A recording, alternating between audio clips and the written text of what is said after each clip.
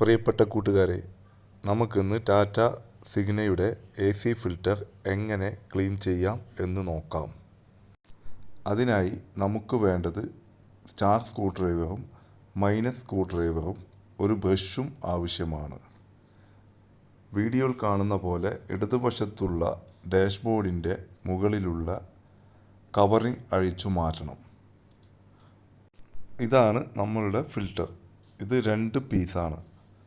ഒന്നാമത്തെ ഫിൽറ്ററിൻ്റെ സൈഡിലുള്ള lock clip വിടിയിച്ചതിന് ശേഷം ഫിൽറ്റർ അഴിച്ചു മാറ്റുക.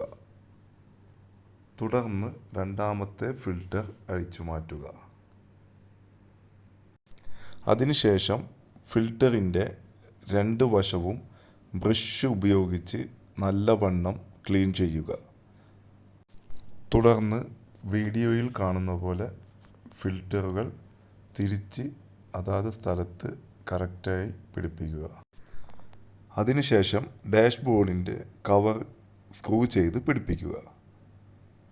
വീഡിയോ ഇഷ്ടമായെങ്കിൽ ലൈക്ക്, കമൻറ്റ്, സബ്സ്ക്രൈബ് ചെയ്യാൻ മറക്കല്ലേ. എന്തെങ്കിലും ഡൗട്ട് ഉണ്ടെങ്കിൽ തീർച്ചയായും കമൻറ്റ് ബോക്സിൽ ടൈപ്പ് ചെയ്യുക. മറുപടി തരുന്നതായിരിക്കും. വീണ്ടും നല്ലൊരു വീഡിയോവുമായി തിരിച്ചു വരാം. എല്ലാവർക്കും നന്ദി, നമസ്കാരം.